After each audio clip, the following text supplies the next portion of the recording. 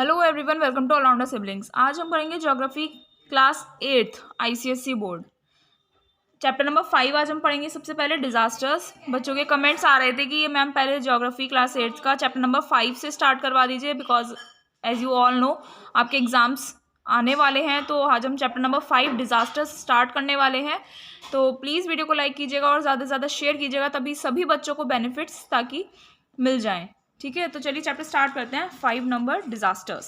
What is disaster? Disaster के बारे में पढ़ने वाले। तो डिजास्टर होता क्या है, सबसे पहले यही पता होना चाहिए। Any event that causes a huge loss of lives and property is called a disaster. कोई भी ऐसा इवेंट, कोई भी इंसिडेंट, कोई भी घटना जिससे जिंदगियों का लॉस हो, ठीक है, जान चली जाए किसी की और प्रॉपर्टी का नुकसान हो, उसे हम बोलते हैं disaster. Disasters can be either natural और मैन मेड। ये जो डिजास्टर होते हैं ये आपके नेचुरल हो सकते हैं यानी कि प्राकृतिक हो सकते हैं, और मैन मेड होते हैं यानी कि इंसानों की वजह से होते हैं। ठीक है, natural disasters are caused by the forces of nature. जो नेचुरल डिजास्टर्स होते हैं वो किस वजह से होते हैं? नेचर के फोर्सेस की वजह से। डिवास्टेटिंग अर्थक्वेक्स, बहुत भयानक अर्थक्वेक आता है, भूकंप, फ्लड्स, बाढ़ आती है, साइक्लोन्स, वायलेंट स्टॉर्म, साइक्लोन्स होते हैं बहुत ज़्यादा वाला बड़ा तूफान आना, एंड ड्रॉट्स। ड्रॉट्स में से होता है acute water shortage caused by long spells of abnormally low rain. ठीक है, ड्रॉट्स यानी सूखा पड़ जाना, एकदम बहुत ज़्यादा वाटर शॉर्टेज हो जाना क्योंकि लो रेन हुई, बारिश कम हुई, इस वजह से क्या हुआ, वाटर शॉर्टेज हुआ, तो उसे ड्रॉट्स बोलते हैं। तो ये सभी एग्जांपल्स हैं आपके नेचुरल डिजास्टर के। ठीक है, क्योंकि ये प्राकृतिक तरीके से होते हैं, कोई भी इसे करता नहीं है। ठीक है, इसलिए हम इन्हें नेचुरल डिजास्टर्स बोलते हैं। समटाइम्स, कभी कभी क्या होता है, human activities add to the risk of natural disasters. कभी कभी जो ह्यूमन एक्टिविटीज़ होती हैं उसकी वजह से भी नेचुरल डिजास्टर्स हो जाते हैं। You know that deforestation and the burning of fossil fuels contribute to global warming.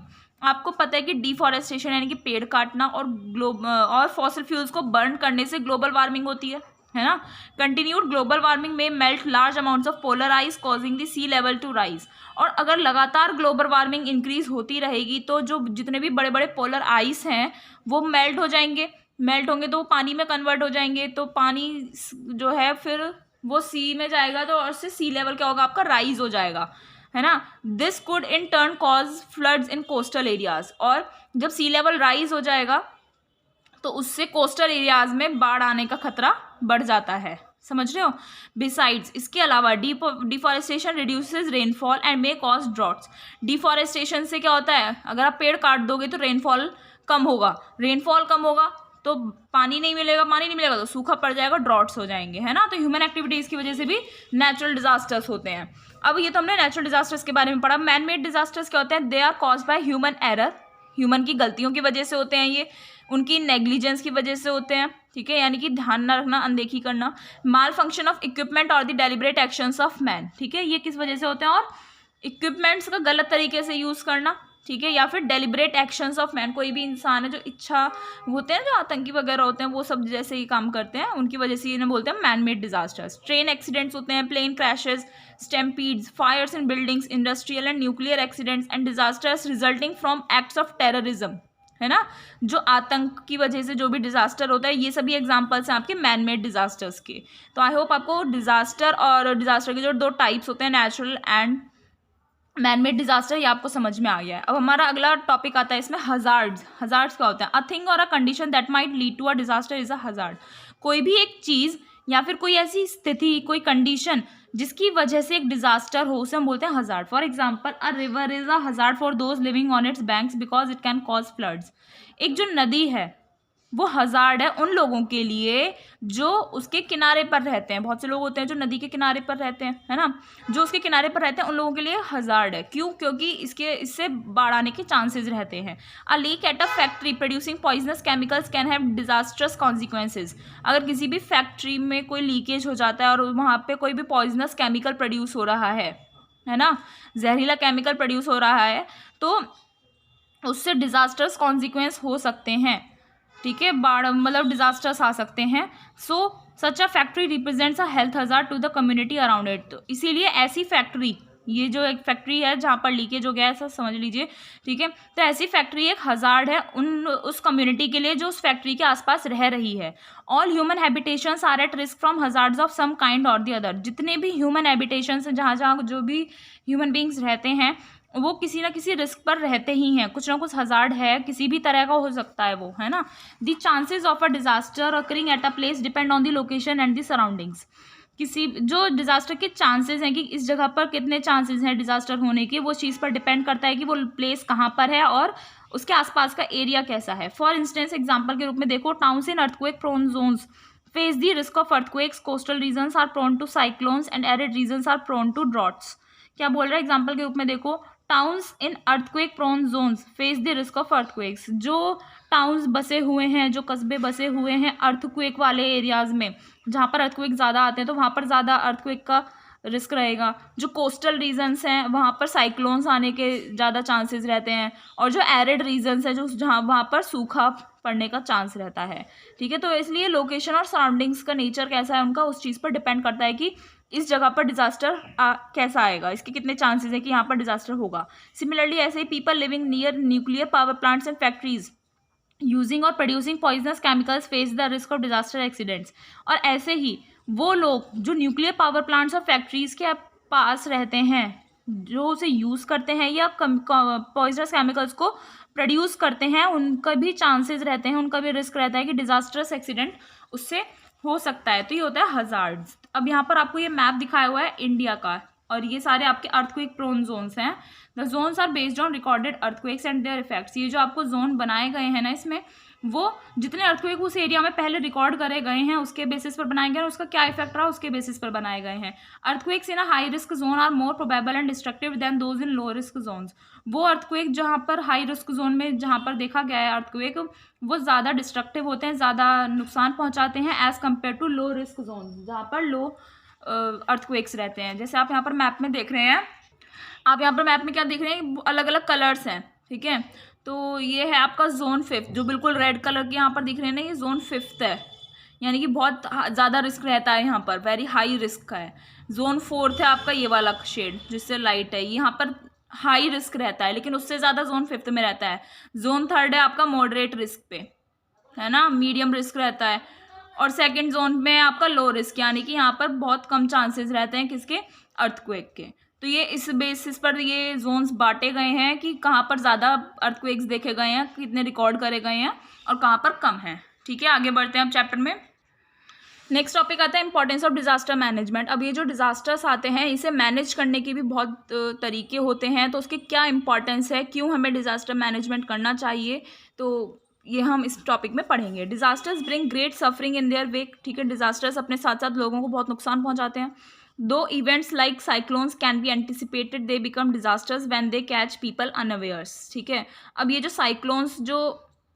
Cyclone जैसे इवेंट होते हैं वो एंटिसिपेटेड होते हैं, कि पहले से पता होते हैं, लेकिन ये जो डिजास्टर होते हैं ये लोगों को पकड़ लेते हैं जिन लोगों को पता नहीं होता है। Often a large number of people are killed और इंजर्ड, और कभी कभी तो बहुत सारे लोग मर जाते हैं या इंजर्ड हो जाते हैं। होम्स आर डिस्ट्रॉयड और people are forced to leave their homes in search of food, water और मीन्स ऑफ लाइवलीहुड। घर भी डिस्ट्रॉय हो जाते हैं, ख़त्म हो जाते हैं, और लोगों को भी फोर्स किया जाता है कि वो अपने घर को छोड़ दें। फोर्स होना पड़ता है, यानी कि उन्हें मजबूरी में अपना घर और अपना सारा सभी चीज़ें, अपनी प्रॉपर्टी वगैरह सब छोड़ना पड़ता है, खाने के लिए भी, पानी के लिए भी और जीने के लिए भी। To add to the misery, और तो और क्या होता है, disasters like floods are accompanied by wide spread diseases. और जो डिजास्टर्स होते हैं जैसे आपका फ्लड्स है, उसके साथ साथ बहुत सारी बीमारियां भी फैल जाती हैं। फ्लड आता है यानी कि पानी से बाढ़ आ रही है, तो पानी कैसा है, सारे में होकर आ रहा है, तो उससे बीमारियां भी फैलती हैं। फिर इसीलिए इन अ डिजास्टर अफेक्टेड रीजन, एक ऐसे रीजन में जहाँ पर डिजास्टर है, नेचुरल रिसोर्सेज जैसे आपके agriculture fields and man made facilities like road, bridges, electric and telephone lines and so on can be damaged और डिस्ट्रॉयड। समझ रहे हो, डिजास्टर अफेक्टेड रीजन जो होते हैं वहाँ पर नेचुरल रिसोर्सेज या फिर मैन मेड फैसिलिटीज़ जो होती हैं वो भी डैमेज हो जाते हैं या फिर डिस्ट्रॉय हो जाती हैं। This calls for heavy unplanned expenditure on relief and reconstruction work which puts a great economic strain on the country. तो ये सब इतना सारा डिस्ट्रक्शन हो जाता है, इतनी सारी तबाही मच जाती है, इस वजह से एक बहुत ज़्यादा अनप्लान्ड एक्सपेंडिचर आ जाता है है ना, एक अनप्लान्ड खर्चा आ जाता है, क्योंकि लोगों को भी राहत देनी होती है, खाना पानी पहुंचाया जाता है ना, जब कहीं भी बाढ़ आ जाती है, कुछ परेशानी होती है, और रिकंस्ट्रक्शन भी कराना पड़ता है उस एरिया का, है ना, जिससे कंट्री पर बहुत बड़ा एक इकोनॉमिक दबाव पड़ता है, स्ट्रेन पड़ता है। Socio economic conditions play a big role in the impact of a disaster. Socio economic conditions जो होती हैं वो एक बहुत बड़ा रोल प्ले करती हैं डिजास्टर के इफेक्ट पर। The poor suffer the most when disaster strike. जब स्ट्राइक आता है ना, जब डिजास्टर आता है, स्ट्राइक करता है जब डिजास्टर किसी भी तरह का, तो गरीब लोगों को ज़्यादा परेशानी होती है, बहुत ज़्यादा। For example, while flood waters can damage brick houses, they can completely wash away the huts in which the poor live. जैसे एग्जाम्पल के तौर पर अगर हम देखें तो जब फ्लड आता है तो वाटर जो है वो ईंट के घरों को क्या कर देता है, डैमेज कर देता है। वो कम्प्लीटली जो झोंपड़ पट्टी होती है गरीब लोगों की, वो भी पूरे वॉश अवे कर देता है, पूरे एकदम डिस्ट्रक्शन हो जाता है, वो डिस्ट्रॉय हो जाती हैं, जिसमें वो गरीब लोग रहते थे, है ना। The poor do not have savings to help them recover from the loss of their homes, belongings और मीन्स ऑफ लाइवलीहुड। गरीब लोगों के पास इतनी सेविंग्स नहीं होती, इतनी बचत नहीं होती है कि जिससे वो अपने घर का जो उनका लॉस हुआ है, उनका सामान का जो लॉस हुआ है, उनकी जो भी आमदनी का जरिया था, उनका जो भी लॉस हुआ है उसे रिकवर कर सकें, उनके पास इतनी सेविंग्स नहीं होती हैं। So their suffering continues for a long time after disaster. तो डिजास्टर आने के बाद भी उनकी बहुत लंबे टाइम तक ये उनकी सफरिंग चलती रहती है, उन्हें इस चीज़ से गुजरना पड़ता है। We may not be able to prevent a disaster, but we can certainly reduce its impact by being prepared for it. हम लोग एक डिज़ास्टर को रोक तो नहीं सकते, लेकिन हम कुछ ऐसे प्रिपरेशंस, ऐसी टेक्निक्स अप्लाई कर सकते हैं जिससे उस डिज़ास्टर के इफ़ेक्ट को हम रिड्यूस कर सकते हैं, ठीक है, कम कर सकते हैं कि डिज़ास्टर ना आए। Disaster management consist of step taken before, during and after a disaster to reduce the suffering and damage caused by it. Disaster management में बहुत सारे स्टेप्स आते हैं जो पहले और डिज़ास्टर के दौरान, डिज़ास्टर से पहले और डिज़ास्टर के बाद भी लिए जाते हैं, ताकि जो लोगों ने सफ़र किया है उसे रिड्यूस किया जा सके और उससे जो भी नुकसान हुआ है उसे भी कम किया जा सके। इसलिए डिज़ास्टर मैनेजमेंट इंपॉर्टेंट है बहुत ज़्यादा। तो आई होप आपको समझ में आ गया कि क्यों डिज़ास्टर मैनेजमेंट इतना इंपॉर्टेंट है। अब हमारा अगला टॉपिक आता है नेचुरल डिज़ास्टर्स, ठीक है। अब हम नेचुरल डिज़ास्टर्स के बारे में पढ़ेंगे। नेचुरल डिज़ास्टर्स अभी हमने पढ़ा क्या होते हैं। The varied geographical conditions of different regions put them at risk to different types of natural disasters. अलग अलग रीजन्स की, अलग अलग एरिया की ज्योग्राफिकल कंडीशंस अलग होती हैं, तो उसकी वजह से बहुत बड़े रिस्क पर वो लोग आ जाते हैं और वहाँ से different type of natural disasters occur होते हैं। Most common types of natural disaster in our country are, most common जो डिज़ास्टर्स हैं नेचुरल वो कौन कौन से हमारी कंट्री में, floods, cyclones, droughts and earthquakes. One by one हम वो मिनी के बारे में पढ़ेंगे। तो सबसे पहले आपको अर्थक्वेक्स के बारे में बता रखा है। एज यू नो, जैसा आपको पता है, the earth lithosphere is made up of a number of interlocking plates. जो अर्थ की लिथोस्फेयर लेयर होती है ना, आपको पता है ना 5 जोन्स होते हैं, 5 स्फेयर्स होते हैं। तो ऐसे ही अर्थ की जो लिथोस्फेयर वाली लेयर होती है उसमें बहुत सारी इंटरलॉकिंग प्लेट्स होती हैं। इंटरलॉकिंग प्लेट्स बोलें तो जो इंटरलॉक होती हैं, जो इस टाइप से लॉक्ड होती हैं plates, okay. These plates tend to move और slip against each other producing vibrations in the earth's crust. ये जो इंटरलॉकिंग प्लेट्स होती हैं लिथोस्फेयर में, ये मूव करती हैं या स्लिप करती हैं एक दूसरे के ऊपर, ठीक है। ऐसे ऐसे मूव करेंगी या ऐसे ऐसे स्लिप करती हैं एक दूसरे के ऊपर, जिससे अर्थ के क्रस्ट में, यानी कि जो अर्थ का क्रस्ट होता है उसमें वाइब्रेशंस प्रोड्यूस होती हैं। क्या होती हैं? वाइब्रेशंस प्रोड्यूस होती हैं। This sudden shaking of the earth is called an earthquake. ये जो मूव करते हैं, स्लिप हो जाते हैं, है ना, तो इसकी वजह से अर्थ में एकदम अचानक से शेकिंग होने लगती है, अर्थ हिलने लगती है, इसे हम बोलते हैं अर्थक्वेक। वॉल्केनिक इरप्शंस में ऑल्सो कॉज अर्थक्वेक्स। और जो वॉल्केनोज फटते हैं ना, ज्वालामुखी जो फटती है, वॉल्केनिक इरप्शंस होते हैं, उससे भी अर्थक्वेक्स आ सकते हैं।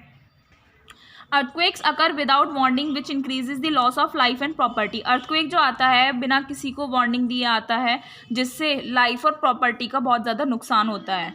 Earthquakes can cause buildings and other structures to collapse. Earthquake की वजह से बहुत सारी बिल्डिंग्स और दूसरी चीज़ें हैं, जो दूसरी बिल्डिंग्स होती हैं जितनी तरह की, वो कोलैप्स हो जाती है, यानी कि बिखर जाती हैं। Most deaths in an earthquake are due to the collapse of buildings. Buildings गिरने की वजह से मोस्ट ऑफ डेथ जो होती हैं अर्थक्वेक में होती हैं। The loss of life is greater when an earthquake occurs at night when most people are asleep. जो लॉस ऑफ लाइफ होता है, जिंदगी जो लोगों की खोती है, जिंदगी मतलब लोग जो मर जाते हैं वो किस वजह से मरते हैं? जब अर्थक्वेक रात में होता है, क्योंकि उस टाइम पर ज़्यादातर लोग सो रहे होते हैं। To reduce damage and loss of life, damage और लॉस ऑफ लाइफ को रिड्यूस करने के लिए many countries including India have rules for constructing quake resistant buildings, ठीक है। डैमेज और लॉस ऑफ लाइफ अर्थक्वेक से जो भी डैमेज होता है, जो भी लॉस ऑफ लाइफ होता है, उसे रिड्यूस करने के लिए बहुत सारी कंट्रीज़ ने, इंडिया को इंक्लूड करते हुए, बहुत सारे रूल्स बनाए हैं कि बिल्डिंग्स जो बनेंगी वो क्वेक रेजिस्टेंट बनेंगी, यानी कि अर्थक्वेक रेजिस्टेंट बनेंगी। Okay, earthquakes can also cause other events that are capable of causing extensive damage. Earthquakes जो हैं वो दूसरे इवेंट्स को भी करता है, यानी कि अर्थक्वेक के साथ साथ दूसरी घटनाएं भी होती हैं जिससे बहुत ज़्यादा डैमेज होता है। They can cause Fyers and landslides. Earthquake की वजह से फायर्स हो सकते हैं, आग लग सकती है, और लैंडस्लाइड यानी कि खिसक सकती है धरती, है ना। इन लैंडस्लाइड्स में क्या होता है, loosened masses of rock and soil move down slopes under the pull of gravity, carrying with them boulders and uprooted trees, destroying and burying buildings, roads and railways in their path and blocking streams, causing sudden floods. Landslides में जो होता है, क्या होता है, rock और soil का जो लूज आपकी रॉक और लूज सॉइल होती है ना, वो स्लोप से नीचे की तरफ आती है, पुल ऑफ ग्रेविटी की तरफ, ठीक है, ग्रेविटी पुल करती है उसे, और अपने साथ साथ बोल्डर्स, अपरूटेड जो ट्रीज होते हैं उन्हें लाती है, जिससे बिल्डिंग्स डिस्ट्रॉय हो जाती हैं, और बिल्डिंग्स बरीड भी हो जाती हैं, बहुत सारी बिल्डिंग्स दब जाती हैं, रोड्स और रेलवेज के पाथ में आ जाती हैं वो, और स्ट्रीम्स को ब्लॉक कर देती हैं, जिससे एकदम से बाढ़ आ जाती है।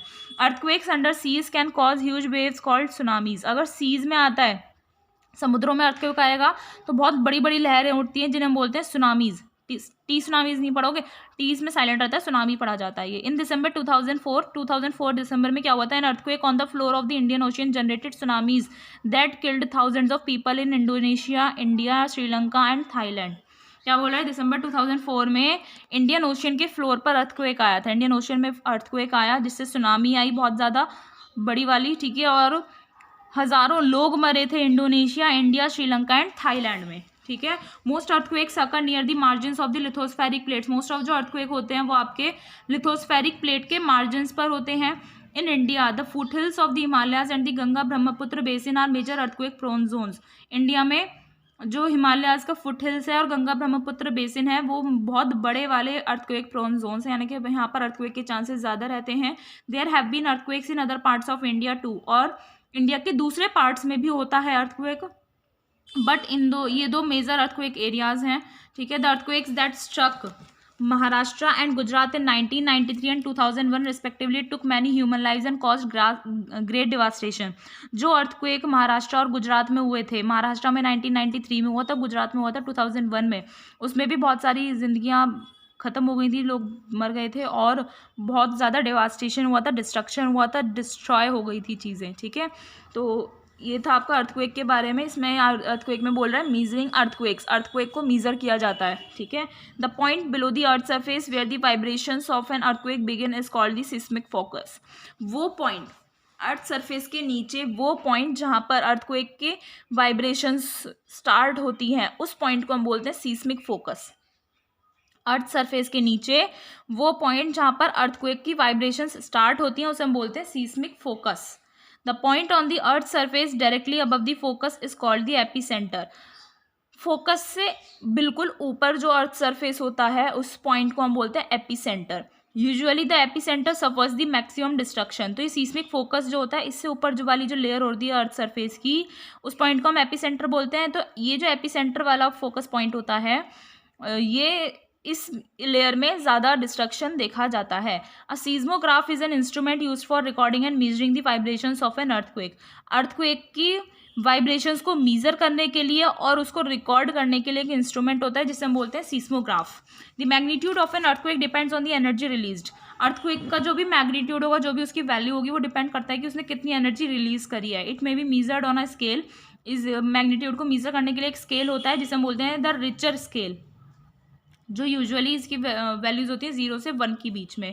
Consecutive whole numbers on this scale represent about 30 times increase in energy release during an earthquake. जितने भी इसमें होल नंबर्स होते हैं ना इस स्केल पर, वो रिप्रेजेंट करते हैं, वो शो करते हैं 30 टाइम्स इंक्रीज हुआ है उस एनर्जी में। जो अर्थक्वेक के दौरान एक एनर्जी जो भी रिलीज हुई है ना, उससे 30 टाइम इंक्रीज हुई है।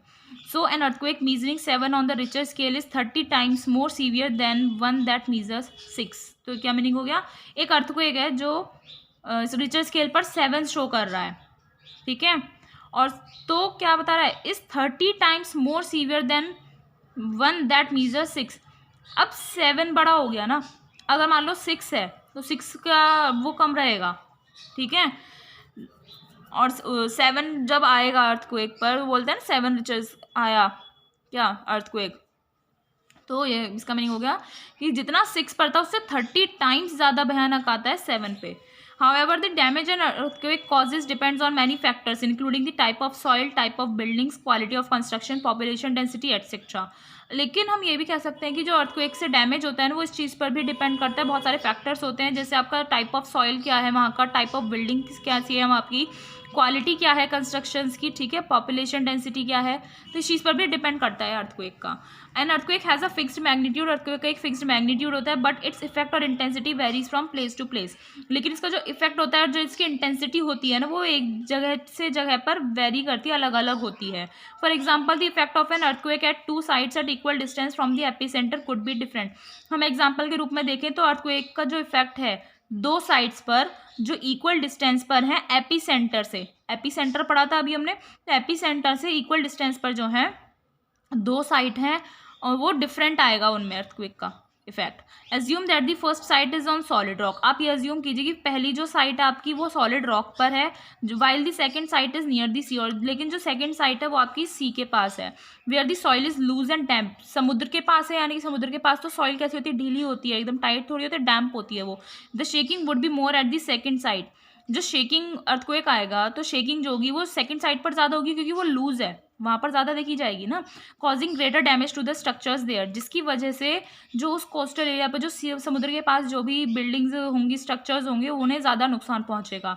The modified Mercalli intensity scale is one of the scales use to rate the effect of an earthquake at different places by recording the experiences of people and by noting the damage. एक अलग intensity scale है, कौन सा, the modified Mercalli intensity scale.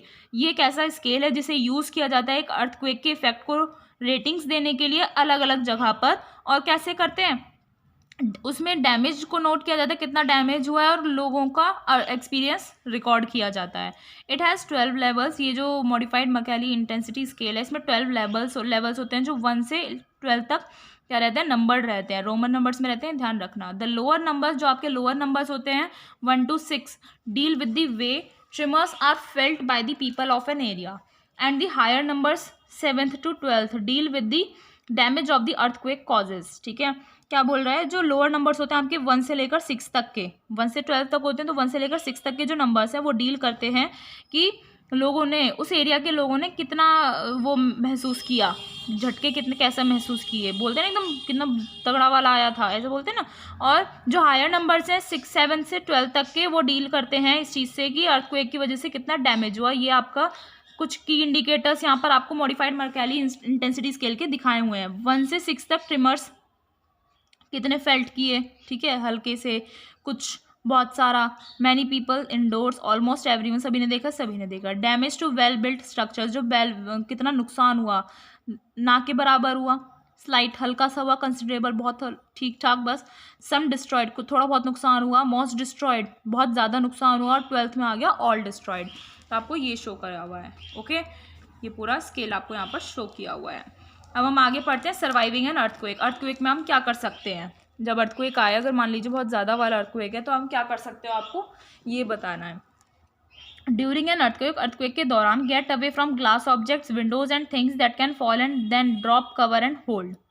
ठीक है, क्या बोल रहा है, जब अर्थक्वेक आए तो आपको ग्लास के ऑब्जेक्ट्स, जो कांच की चीज़ें होती हैं, उनसे दूर रहना चाहिए, जैसे विंडोज़ हैं या वो चीज़ें जो गिर सकती हैं, उन चीज़ों से दूर रहना चाहिए. ठीक है, इफ़ यू आर इंडोर्स, अगर आप घर में हैं, क्रॉल अंडर अ टेबल और अ बेड, टेबल के नीचे चले जाइए या फिर बेड के नीचे चले जाइए. Okay, if these are not available nearby, अगर आसपास ये चीज़ें अवेलेबल नहीं हैं घर में, तो crouch near an inner wall, जो कॉर्नर वाली वॉल होती है वहाँ पर क्राउच करके बैठ जाइए, नीचे झुककर बैठ जाइए, जैसे यहाँ पर ये बैठा है, या फिर टेबल के नीचे आप ऐसे बैठ सकते हैं.